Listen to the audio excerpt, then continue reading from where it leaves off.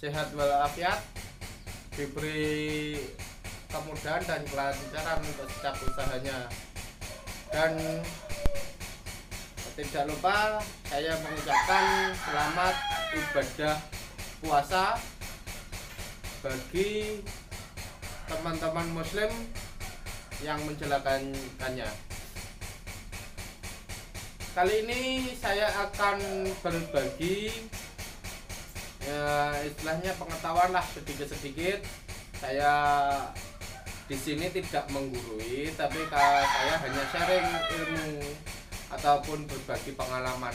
Pengalaman saya pun juga belum banyak, tidak seperti kawan-kawan yang sudah mungkin bertahun-tahun menggeluti pandemi.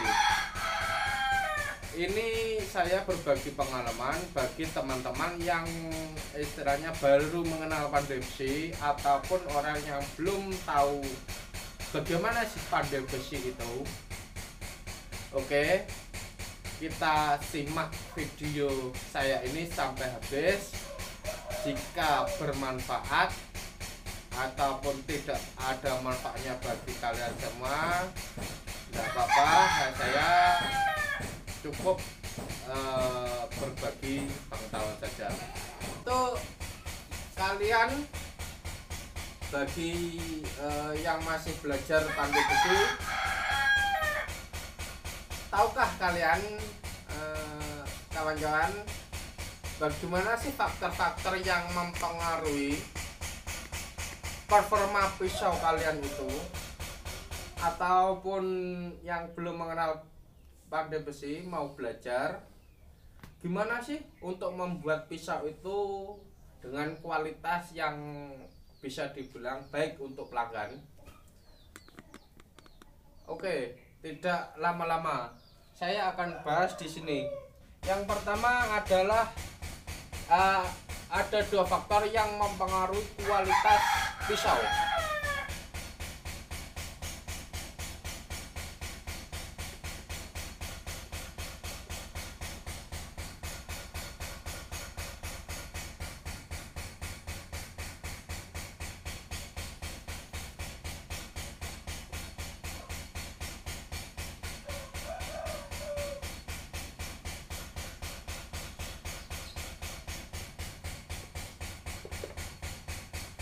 Faktor yang pertama adalah satu, bahan. Yang kedua adalah proses.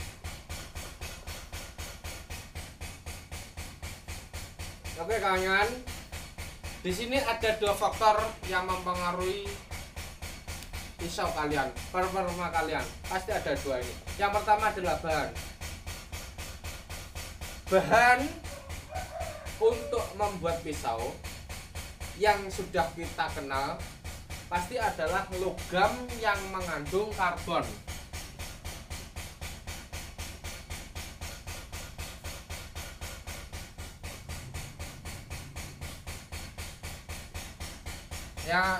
Yang kita kenal sebagai baja. Oke. Terus baja di sini bisa kita bagi menjadi 3 bagian menurut jenis bahan untuk pembuatan pisau. Saya hapus dulu ini. Yang pertama adalah baja kandungan rendah. Baja kandungan rendah ini mengandung karbon antara 0,15% sampai 0,3% karbon.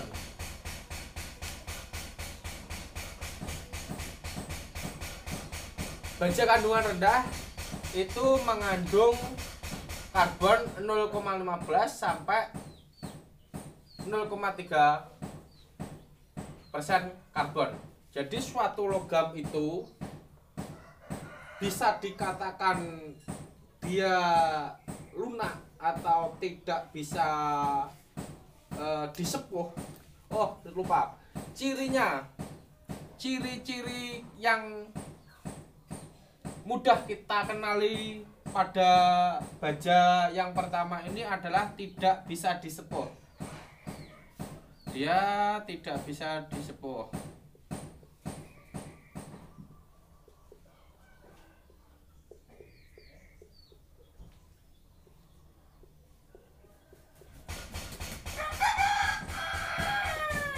Tidak bisa disepuh atau dikeraskan.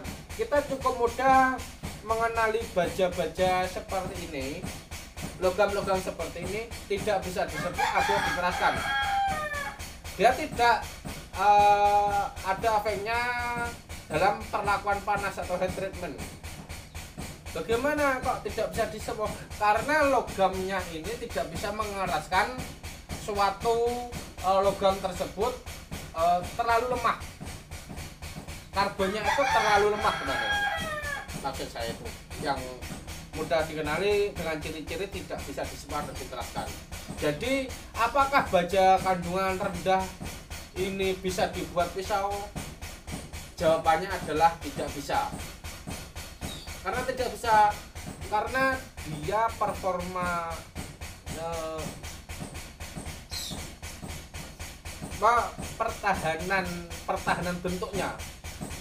pertahanan bentuknya ini lemah.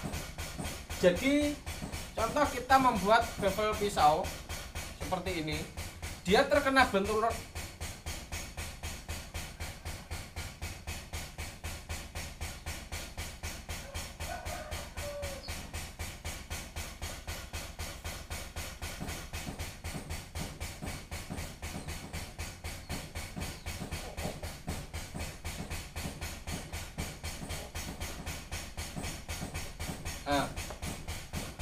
bevel awalnya atau sudut awalnya dia seperti ini. Katakanlah ini pisau. Ini sudut awalnya seperti ini. Jika dia dibenturkan ke benda, dia mudah tumpul. Nah, seperti ini. Awalnya seperti ini, dia jika dibenturkan benda akan seperti ini. Jadi dia tidak tajam lagi. Itulah kenapa alasannya baja kandungan rendah ini tidak bisa dibuat pisau, karena pertahanan bentuknya cukup lemah.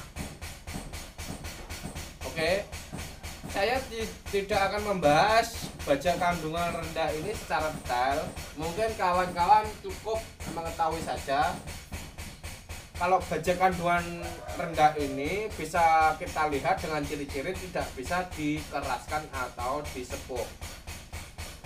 Bagi mereka yang membuat pisau dengan baja kandungan rendah ini memang cukup banyak di kalangan pasar tradisional, karena memang baja kandungan rendah ini mudah sekali dibentuk, tetapi juga performa untuk membuat pisau itu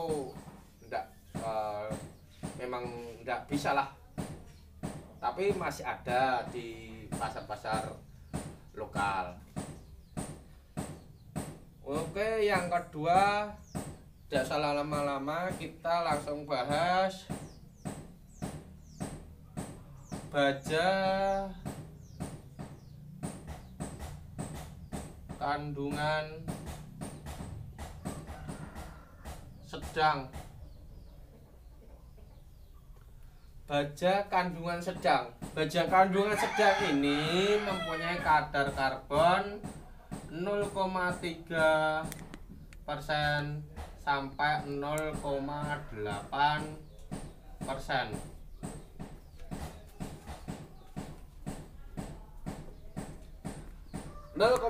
sampai 0,8%. Kita bisa mengenali baja kandungan sedang ini bagaimana? Dengan cara disepuh.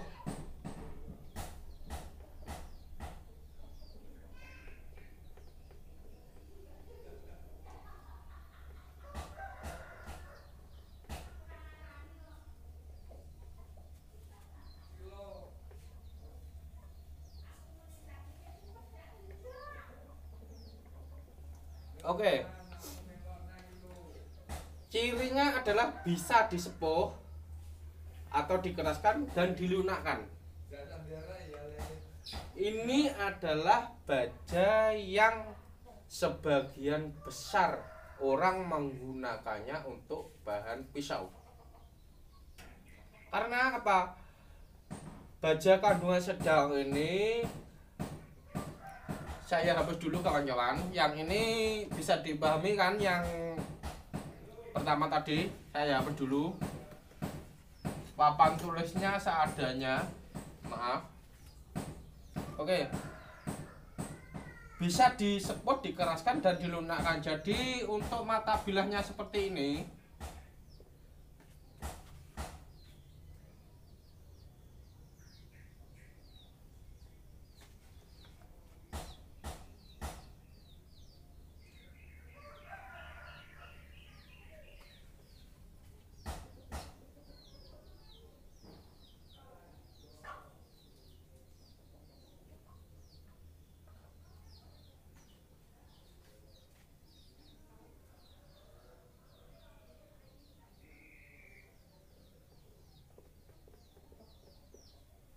Oke, ini untuk awal.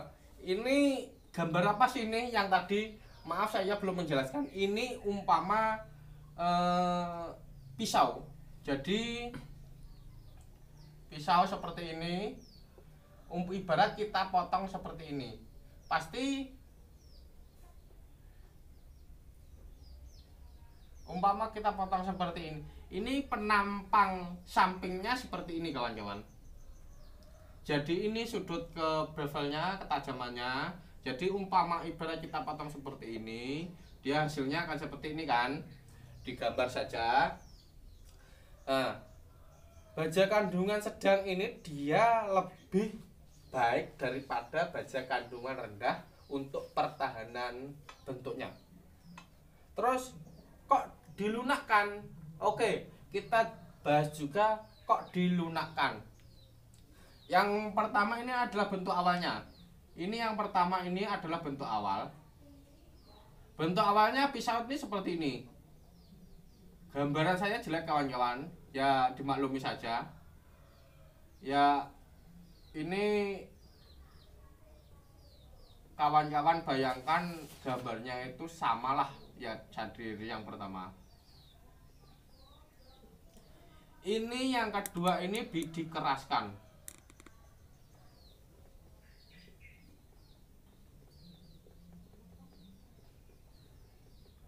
Yang ketiga ini sedikit dilunakkan.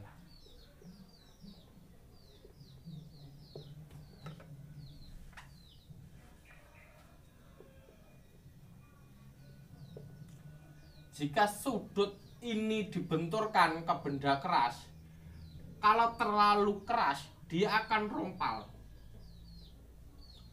Jadi gambarnya seperti ini. Ibarat kerennya ciping atau rompal.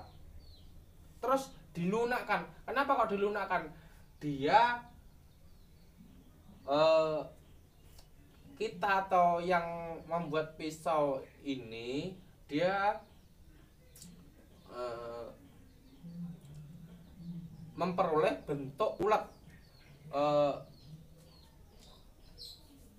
Logam kalau terlalu keras dia berbenturan akan rompal. Tapi kalau sedikit dilunakkan, sifat uletnya akan keluar. Jadi jika dibenturkan ke benda keras, dia tetap ke bentuk semula.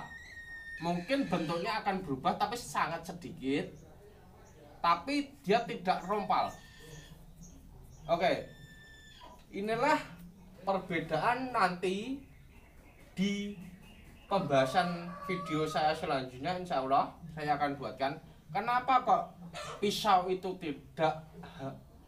tidak cukup untuk kekerasannya saja, tapi perlu juga daya keuletan yang tinggi. Ini alasannya. Jika dia dibenturkan ke benda keras seperti ini, dia akan patah kecil. Biasanya patah kecil. Kalau putus, pisau itu putus, pasti ada retak rambutnya. Ada keretakan, entah itu kesalahan dari faktor prosesnya atau dari bahannya yang sudah retak. Tapi kalau tidak ada kesalahan seperti itu, pasti dia akan apa ini, cipeng. Tapi kalau dia ada sifat uletnya, dia pertahanan bentuknya ini mungkin berubahnya sedikit, tapi dia tidak rompak. Bisa dipahami? Jadi baja kandungan sedang ini familiar sekali bagi para empu-empu pembuat pisau, karena sifatnya yang bisa dikeraskan dan dilunakkan tadi, kawan-kawan. Inilah alasan mengapa mereka sangat suka dengan baja kandungan sedang. Untuk contoh, saya lupa tadi mengasih contoh. Untuk contoh baja kandungan sedang ini bisa kita temui di kehidupan sehari-hari dan cukup familiar adalah baja pir. Kedua adalah baja circle.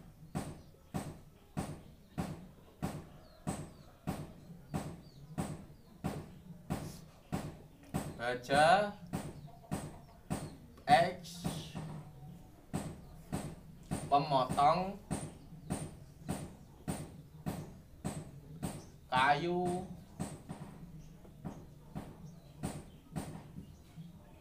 Ini baja, maaf, ini pemotong kayu circle, masuk circle ini baja as atau gigi. Jadi contohnya adalah baja per, baja as gigi, roda-roda kendaraan XX, as gigi kendaraan, atau baja X pemotong-pemotong seperti kayu dan lain-lain. Banyak para pengrajin atau empu pandai besi yang sudah sangat mengenal baja-baja seperti ini dengan cukup baik. Bisa dipahami, kawan-kawan? Yang selanjutnya, yang ketiga adalah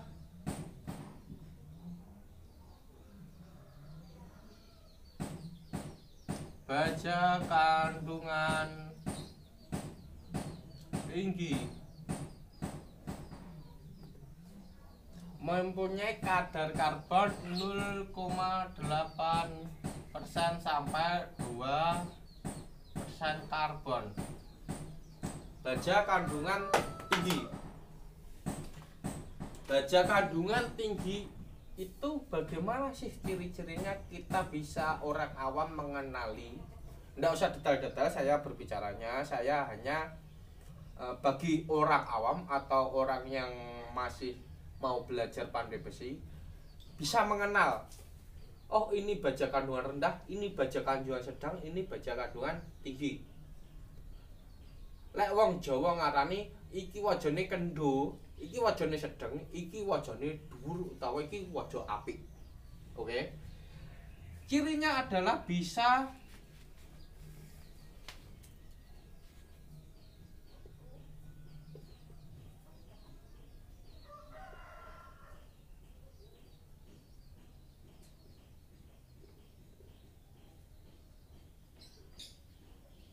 sama, bisa dikeraskan dan dilunakkan juga.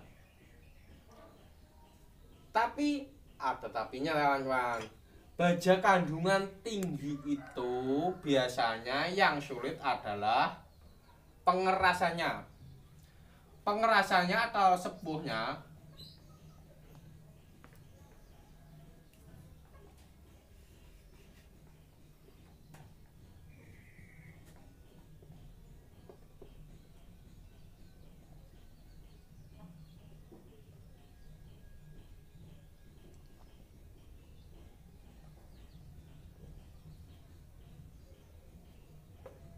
yang perlu digarisbawahi adalah sepuhan atau pengerasannya. Baja ini sangat bervariasi. Bagaimana kok saya bisa mengatakan baja kandungan tinggi ini sangat bervariasi, saya bisa berbicara karena ada beberapa baja dari kandungan tinggi ini yang semuanya pakai media oli, ada yang angin dan juga ada yang air. Dan suhu di baja kandungan tinggi ini tidak bisa sampai over. Jadi kalau kita orang awam menyepuh tidak bisa kekuning-kuningan, warnanya sampai kuning itu biasanya baja kandungan tinggi itu merotol atau rusak. Biasanya baja kandungan tinggi ini memang bagi mereka yang sudah mempunyai jam terbang atau bergelut di bidang pandai besi, yang sudah mempunyai jam terbang pengalaman di atas 2-3 tahun pasti. 1 tahun mengolah baja kandungan tinggi ini, saya yakin hasilnya tidak akan maksimal jika memang benar-benar banyak kandungan tinggi bisa memperoleh hasil yang maksimal. Jadi kawan-kawan, di pandai besi ini jam terbang dan pengalaman itu sangat-sangat mempengaruhi kualitas pisau. Pasti saya bisa pastikan orang yang 1-2 tahun membuat pisau pasti tidak bisa mengalahkan di atas 10 tahun. Kalau cuma satu bahan mungkin dia bisa menang, tapi untuk beberapa bahan, apalagi untuk baja kandungan karbon tinggi ini, mempunyai pengalaman yang harus cukup terpenuhi di pengolahan besinya. Kalau mengolah baja kandungan sedang saja belum bisa, saya pastikan baja kandungan tinggi ini pasti tidak bisa. Oke, jadi kalau menurut saya sih ada tahap-tahapnya, ada step by stepnya. Ibarat kita sekolah itu kita harus SD, terus SMP, terus SMA. Nggak bisa orang itu sekolah itu SMP atau SMA, itu kan janggal. Jadi kalau ada orang yang baru belajar pandai besi, mohon dikoreksi atau dipelajari ilmunya, dasar-dasarnya pandai besi itu gimana sih. Kita mengakses informasi ini sangat mudah, bisa dari YouTube atau media-media sosial yang lain, bisa dari kawan-kawan sharing, dan ada juga grup-grup. Oke, kembali lagi ke sini. Yang terakhir, sebuah baja ini sangat bervariasi. Terus yang kedua, yang untuk saya ilustrasikan ke gambar,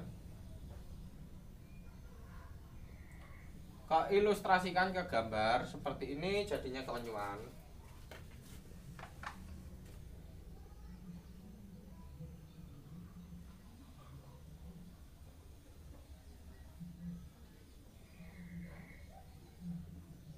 Yang pertama saya bisa katakan tadi baja kandungan rendah.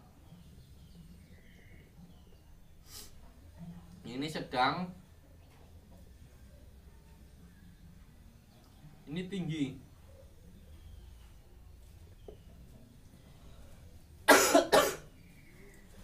Jika ini adalah pisau, kita ibaratkan saja ini pisau iris, pisau untuk mengiris. Jika baja kandungan rendah ini di beberapa kali irisan, dia akan sudutnya akan berubah.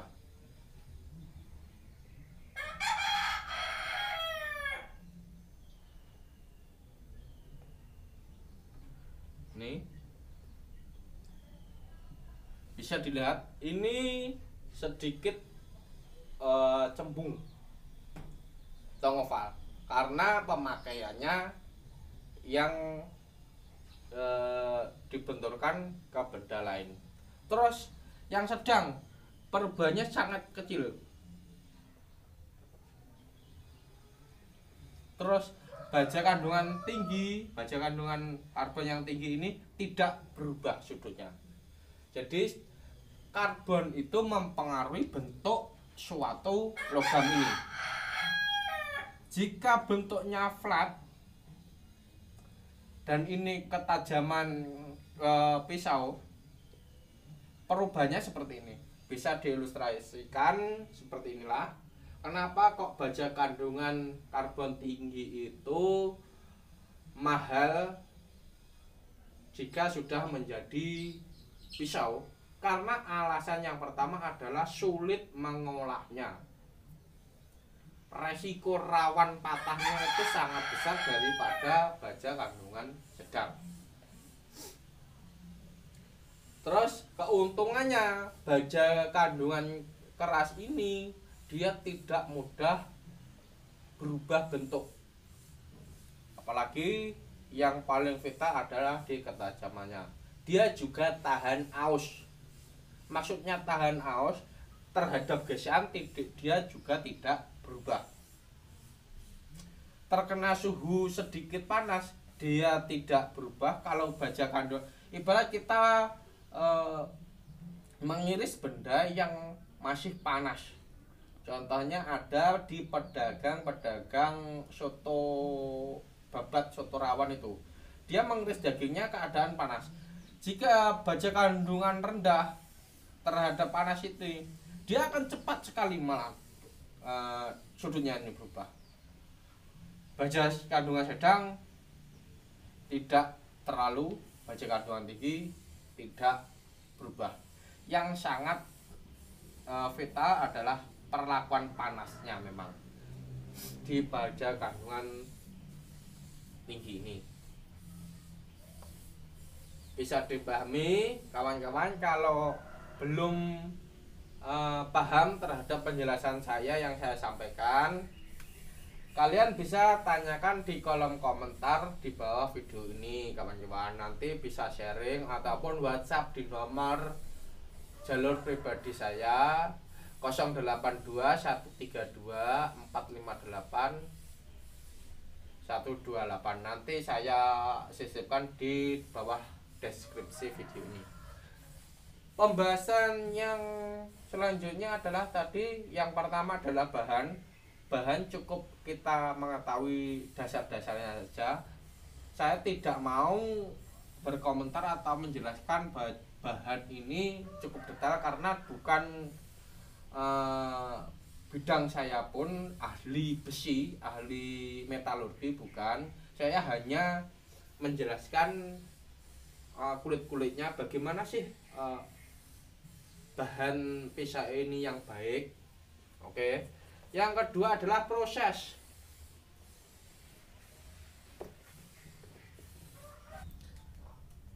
Yang kedua yang mempengaruhi pisau adalah dua proses.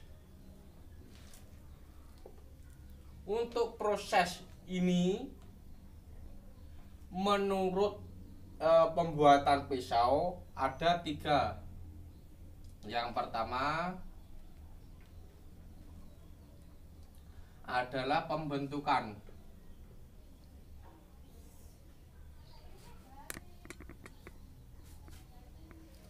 Yang kedua adalah pengerasan.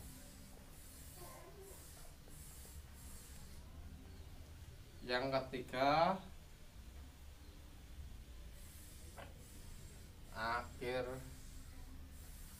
atau finishing.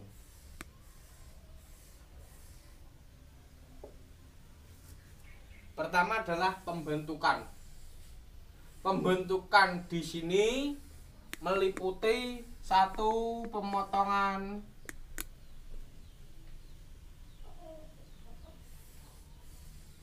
penempaan,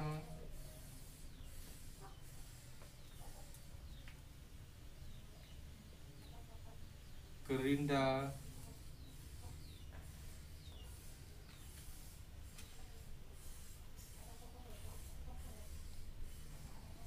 dan lain-lain.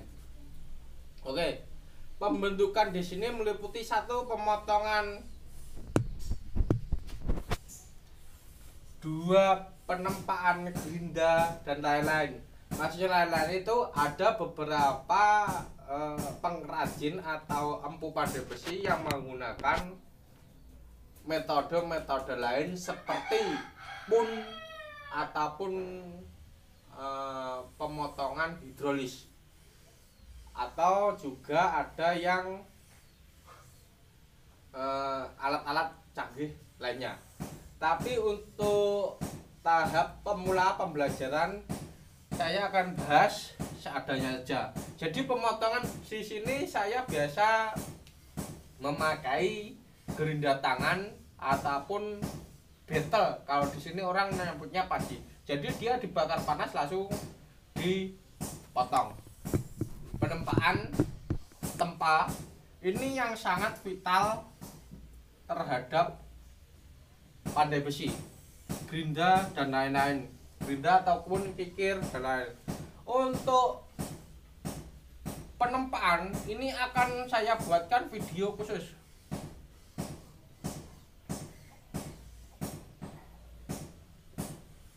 Video khusus di video part selanjutnya setelah ini. Kalau kawan-kawan juga menghendaki bagaimana pemotongan ini ataupun gerinda dan lain-lain, bagaimana sih triknya pemotongan ini supaya cepat ataupun gerindanya supaya cepat, penggerusannya itu, penggilingan gerusannya itu supaya cepat, bagaimana sih triknya? Nanti kawan-kawan bisa request, oh mas tolong dibuatkan video tutorial bagaimana cara memotong baja-baja ini supaya cepat ataupun tidak merubah kandungan logam itu. Contohnya yang sekarang ini lagi booming,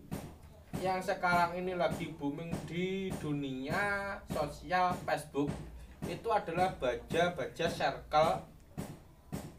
Saya ambil contoh itu DM05, TKM dan lain-lain. Ini ada beberapa teman-teman yang masih belajar itu bingung, susah memotong baja-baja ini. Oke, kalau kawan-kawan menghendaki silahkan komen saja di bawah video saya ini. Insya Allah nanti saya buatkan satu-satu kalau menghendaki sih. Tapi kalau penempaan ini ada requestan, sudah ada requestan dari teman dari wilayah Tegal. Iya, Tegal. Kalau dasar ya Pak ya, Tegal. Dari Tegal ini dia meminta bagaimana video penempaan yang benar. Nanti tidak muluk-muluk saya kasih sampel penempaannya benar ini pada baja pir. Nggak usah isen ataupun yang lain-lain, nanti terlalu ribet. Jadi yang awal dulu, dasar-dasarnya dulu yang saya bahas. Setelah dasarnya sampean menguasai, Anda semua menguasai, lalu tahap selanjutnya. Terus yang B yang kedua adalah pengerasan. Pengerasan di sini yang biasa dikenal pada pandai besi adalah sepuh. Ada beberapa orang dari Jawa Barat, maaf, bukan saya begini tidak. Dia menyebutkan sipuh. Saya tidak tahu orangnya bagaimana sipuh itu artinya. Kalau di orang Jawa sih, orang Jawa sepuh. Sepuh itu kasepuan itu adalah artinya tua.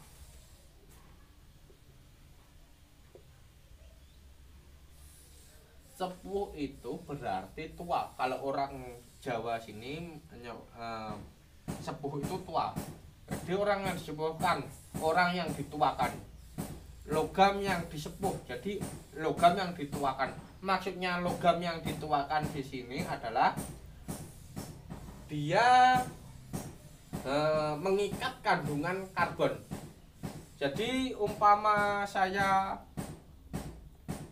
gambar ini logam, ini adalah molekul-molekul atom penyusunnya. Dia atom karbonnya ini saling mengikat. Maaf gambarnya kurang jelas, saya perjelas lagi.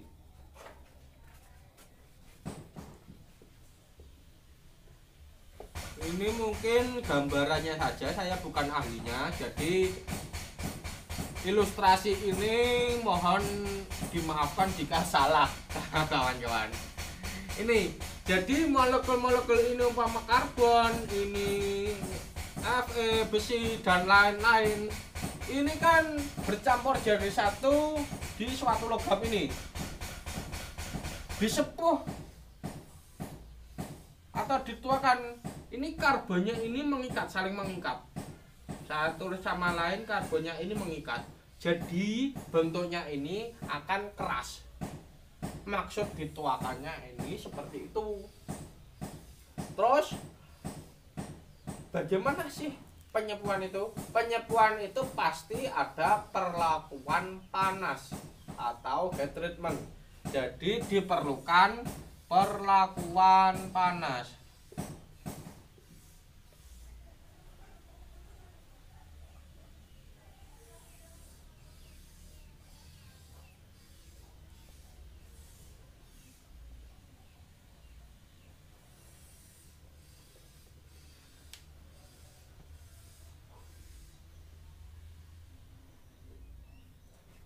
Perlakuan panas atau heat treatment.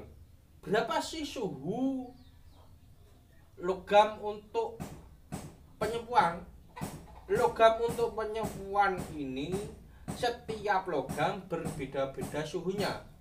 Untuk pandai besi manual seperti saya, pandai besi tradisional seperti saya, perlakuan panas ini adalah feeling dan jam terbang. Bagaimana jam terbang dan feeling saya mempengaruhi suatu penyepuan di pisau itu.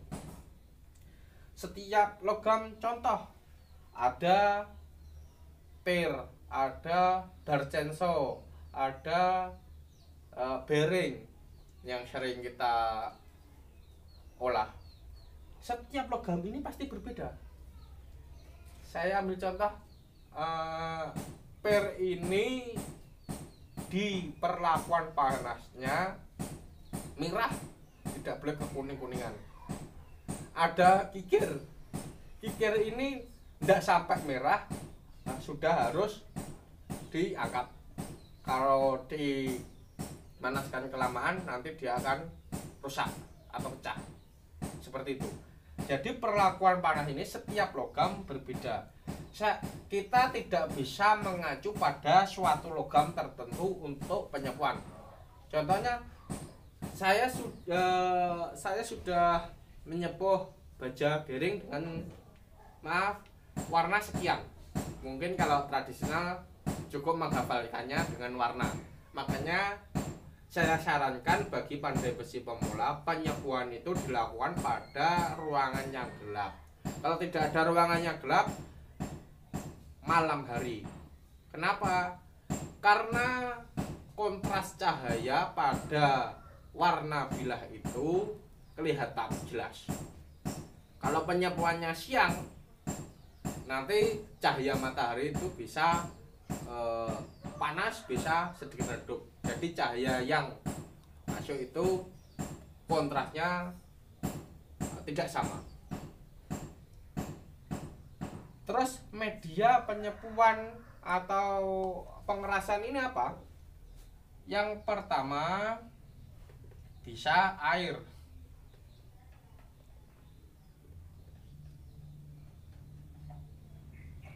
Dua, minyak.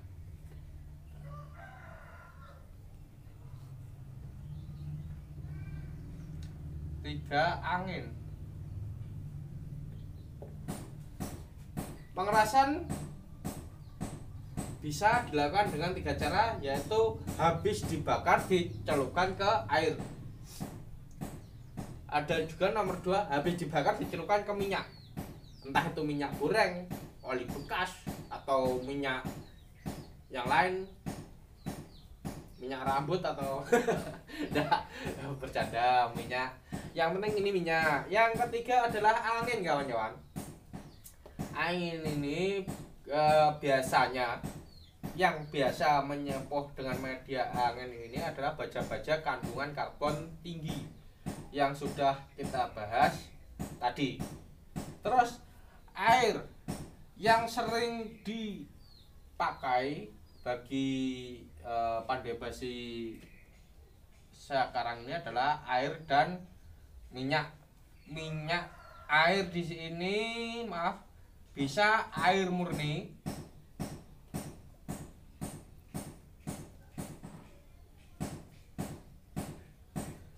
bisa juga campuran. Kok ada air campuran? Air campuran yang dimaksud ke saya adalah air yang dicampurkan.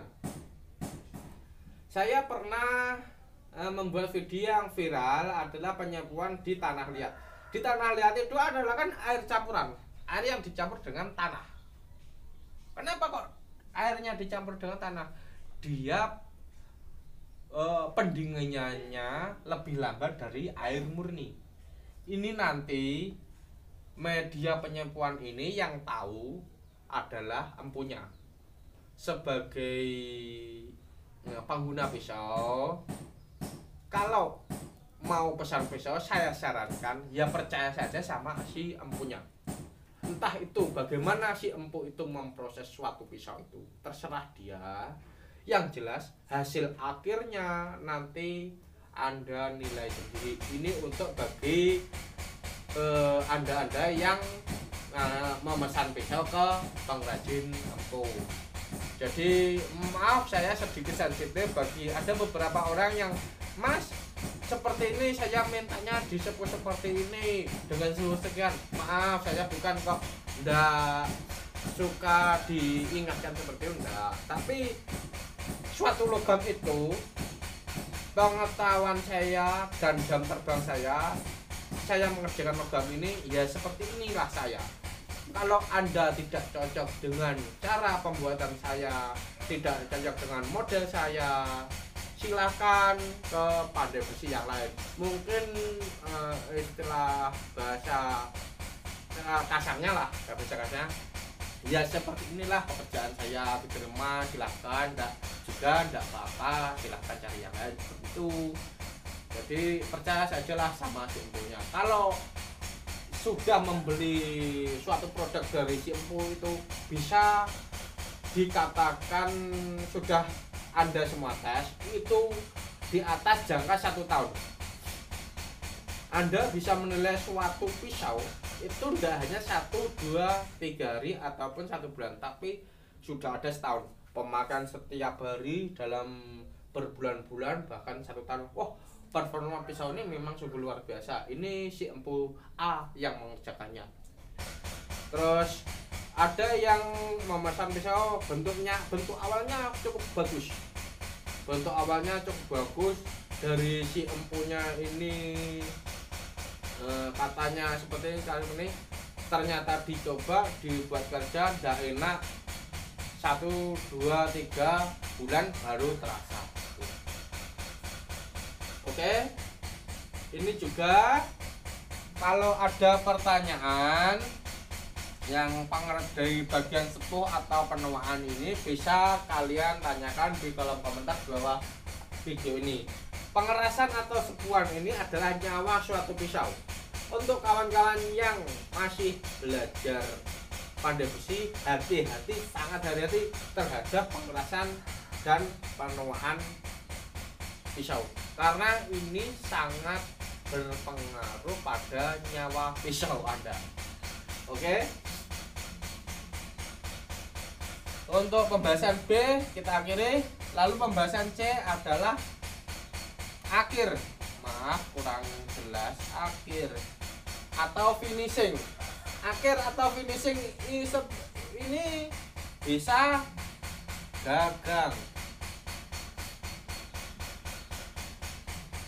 2, poles. 3, asap. Pada akhir finishing biasanya pandai besi akan membuatkan gagang Ada juga pisau yang dipoles, polishing, sampai mirror polish, sampai satin polish, atau hanya sekedar diputih, warna putih saja. Dan ada juga asah, poles asah. Mungkin yang saya akan buatkan video di polesnya. Saya akan mempraktekkan atau mengasih trik bagaimana poles ini supaya dia tidak over. Yang terpenting adalah tidak over. Tidak over bagaimana? Dia adalah panas. Kenapa kok poles tidak boleh panas? Karena pisau kalau dipoles panas, dia pengerasan atau penuaannya akan berkurang. Jadi yang dari proses finishing ini yang agak diperhatikan adalah polesnya ini panas, nanti berpengaruh pada tua atau tidaknya sebuah. Ibarat kita menyepuh pisau dengan keras sekali kawan, sudah maksimal. Di waktu tahap akhir kita poles kok sampai panas dia. Biasanya orang moles kan pakai gerinda duduk maupun gerinda tangan ataupun BG. Ini kan pengaruhnya terhadap panas. Kecuali polesnya ini kita simak di video juga saya selanjutnya. Kecuali apa? Pembahasan ini kita bahas agak detail di video saya selanjutnya. Mungkin ini saja yang saya buatkan video untuk asah, gagang, dan lain-lain. Menyesuaikan sajalah fleksibel. PR saya adalah penempaan dan poles di video part saya selanjutnya. Bagi kawan-kawan yang mau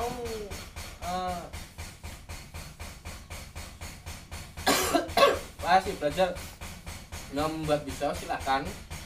Bagaimana sih alatnya, bagaimana caranya, bagaimana Anda WhatsApp saja di WhatsApp pribadi saya, komen silahkan, dan WhatsApp pribadi. Oke, saya akhiri pembahasan saya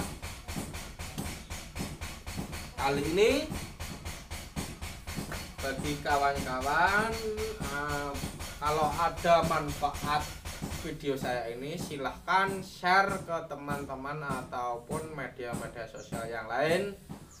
Suka dan komentarnya untuk semangat saya membuat pisau dan lebih baik dalam mengerjakan pisau. Untuk kawan-kawan, mohon maaf kalau ada kata-kata saya yang salah, ilmu saya yang cukup cetek lah istilahnya orang Jawa. Ilmu cetek kok wani gurani, bukan gurani, saya hanya sharing. Semoga kawan-kawan ada hikmah di balik ilmu yang saya jelaskan. Mohon maaf juga. Salam pandai dari saya, Pandai Besi Gurino Agus. Assalamualaikum warahmatullahi wabarakatuh.